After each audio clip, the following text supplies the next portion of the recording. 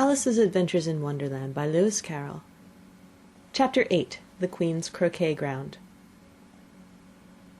A large rose tree stood near the entrance of the garden. The roses growing on it were white, but there were 3 gardeners at it, busily painting them red. Alice thought this a very curious thing, and she went nearer to watch them, and just as she came up to them she heard one of them say, "Look out now, Five! Don't go splashing paint all over me like that!" "I couldn't help it," said Five in a sulky tone. "Seven jogged my elbow." On which Seven looked up and said, "That's right, Five, always lay the blame on others." "You'd better not talk," said Five. "I heard the Queen say only yesterday you deserve to be beheaded." "What for?" said the one who had spoken first. "That's none of your business, too," said Seven. "Yes, it is his business," said Five, "and I'll tell him. It was for bringing the cook tulip roots instead of onions." Seven flung down his brush, and had just begun, "Well, of all the unjust things," when his eye chanced to fall upon Alice as she stood watching them, and he checked himself suddenly. The others looked round also, and all of them bowed low. "Would you tell me," said Alice a little timidly, "why are you painting those roses?" Five and Seven said nothing, but looked at Two. Two began in a low voice, "Why, the fact is, you see, miss, this here ought to have been a red rose tree, and we put a white one in by mistake, and if the Queen was to find out, we should all have our heads cut off, you know. So you see, miss, we're doing our best afore she comes to—" At this moment Five, who'd been anxiously looking across the garden, called out, "The Queen! The Queen!" and the 3 gardeners instantly threw themselves flat upon their faces. There was a sound of many footsteps, and Alice looked round, eager to see the Queen. First came 10 soldiers, carrying clubs. They were all shaped like the 3 gardeners, oblong and flat, with their hands and feet at the corners. Next the 10 courtiers. These were ornamented all over with diamonds, and walked 2 and 2, as the soldiers did. After these came the royal children. There were 10 of them, and the little dears came jumping merrily along hand in hand in couples. They were all ornamented with hearts. Next came the guests, mostly kings and queens, and among them Alice recognized the White Rabbit. It was talking in a hurried, nervous manner, smiling at everything that was said, and went by without noticing her. Then followed the Knave of Hearts, carrying the king's crown on a crimson velvet cushion, and last of all this grand procession came the King and Queen of Hearts. Alice was rather doubtful whether she ought not lie down on her face like the 3 gardeners, but she could not remember ever having heard of such a rule at processions, and besides, what would be the use of a procession, thought she, if people all had to lie down upon their faces so they couldn't see it? So she stood still where she was, and waited.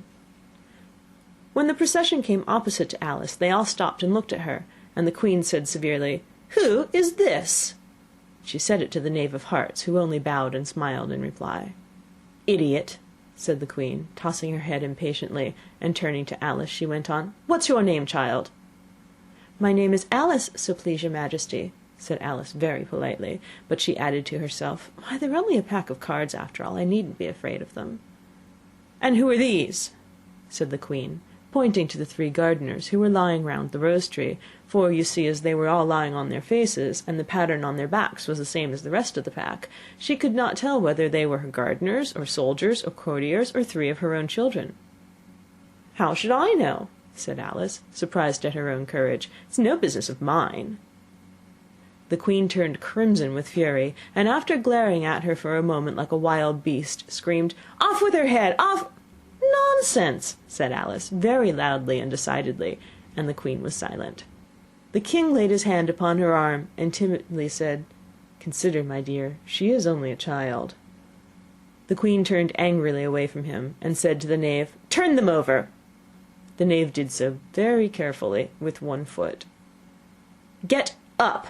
said the Queen, in a shrill, loud voice, and the 3 gardeners instantly jumped up and began bowing to the King, the Queen, the royal children, and everybody else. "Leave off that!" screamed the Queen. "You make me giddy." And then, turning to the rose tree, she went on, "What have you been doing here?"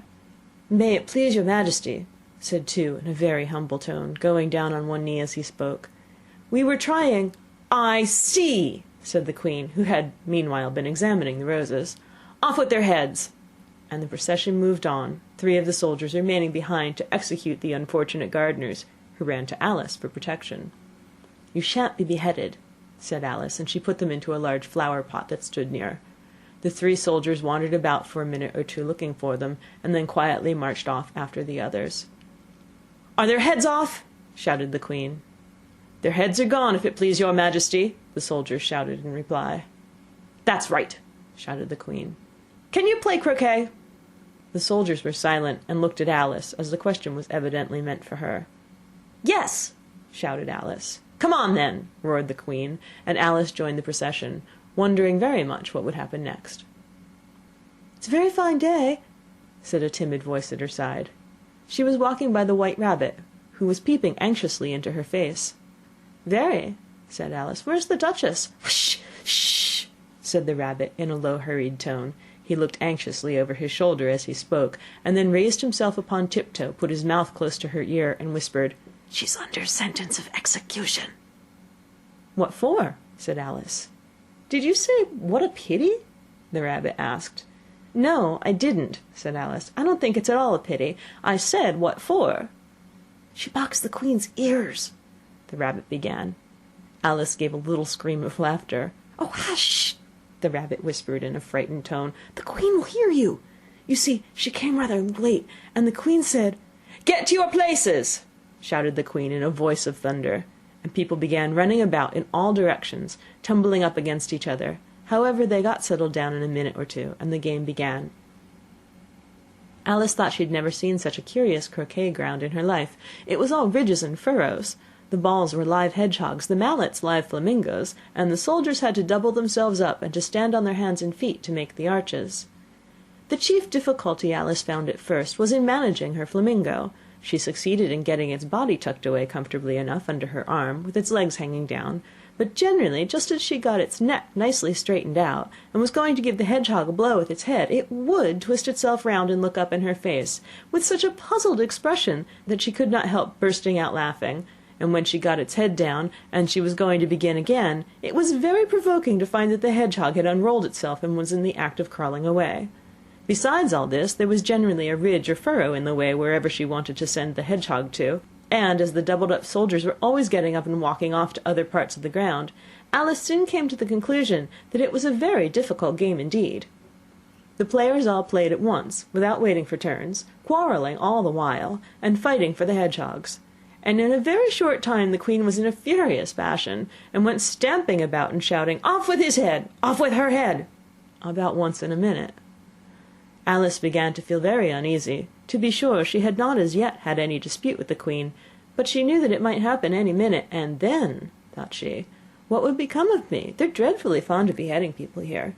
The great wonder is that there's anyone left alive. She was looking about for some way of escape, and wondering whether she could get away without being seen, when she noticed a curious appearance in the air. It puzzled her very much at first, but after watching it a minute or two, she made it out to be a grin, and she said to herself, "It's the Cheshire Cat. Now I shall have somebody to talk to." "How are you getting on?" said the cat, as soon as there was mouth enough for it to speak with. Alice waited till the eyes appeared, and then nodded. "It's no use speaking to it," she thought, "till its ears have come, or at least one of them."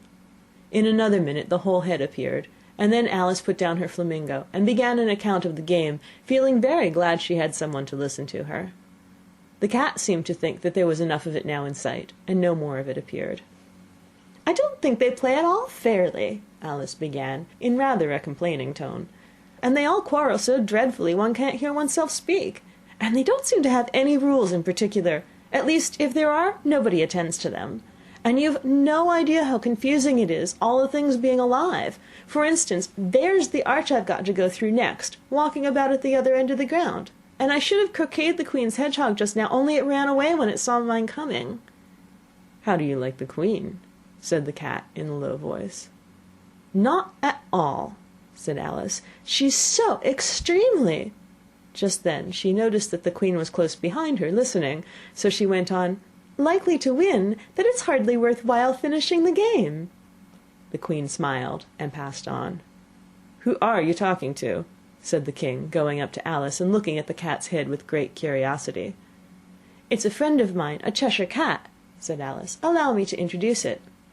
"I don't like the look of it at all," said the king. "However, it may kiss my hand if it likes." "I'd rather not," the cat remarked. "Don't be impertinent," said the king, "and don't look at me like that." He got behind Alice as he spoke. "A cat may look at a king," said Alice. "I've read that in some book, but I don't remember where." "Well, it must be removed," said the king very decidedly, and he called the queen, who was passing at the moment. "My dear, I wish you would have this cat removed." The queen had only one way of settling all difficulties, great or small. "Off with his head," she said, without even looking round. "I'll fetch the executioner myself," said the king eagerly, and he hurried off. Alice thought she might as well go back and see how the game was going on, as she heard the queen's voice in the distance screaming with passion.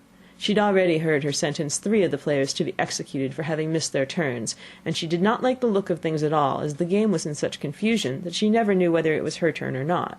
So she went in search of her hedgehog.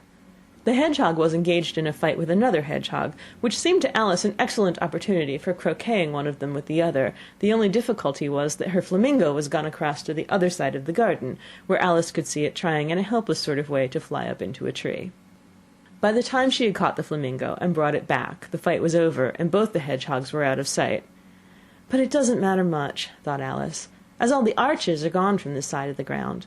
So she tucked it away under her arm, that it might not escape again, and went back for a little more conversation with her friend. When she got back to the Cheshire Cat, she was surprised to find quite a large crowd collected around it. There was a dispute going on between the executioner, the king, and the queen, who were all talking at once, while all the rest were quite silent and looked very uncomfortable. The moment Alice appeared, she was appealed to by all 3 to settle the question, and they repeated their arguments to her, though, as they all spoke at once, she found it very hard indeed to make out exactly what they said.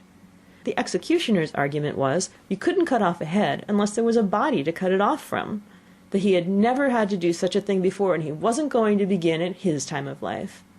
The king's argument was, that anything that had a head could be beheaded, and that you weren't to talk nonsense. The queen's argument was, that if something wasn't done about it in less than no time, she'd had everybody executed all around. It was this last remark that had made the whole party look so grave and anxious. Alice could think of nothing else to say but, "It belongs to the Duchess, you better ask her about it." "She's in prison," the queen said to the executioner. "Fetch her here," and the executioner went off like an arrow. The cat's head began fading away the moment he was gone, and by the time he had come back with the Duchess, it had entirely disappeared, so the king and the executioner ran wildly up and down looking for it, while the rest of the party went back to the game. End of Chapter 8.